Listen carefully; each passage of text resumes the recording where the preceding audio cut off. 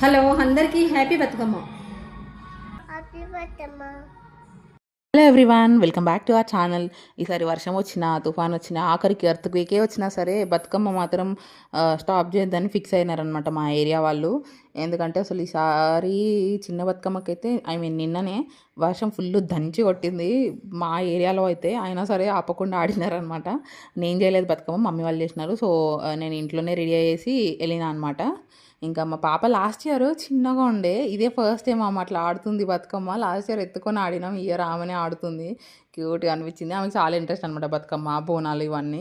ఇంకా కొద్దిసేపు ఆడేసి ఇంటికి వచ్చేసిన నేనైతే. కానీ మమ్మీ వాళ్ళు ఏంటి అంటే ఇంటి దగ్గరకు వచ్చేపు ఆడేసి మళ్ళీ ఇది గ్రౌండ్ అనమాట, సో కాలనీ గ్రౌండ్ దగ్గరికి వెళ్ళినారు.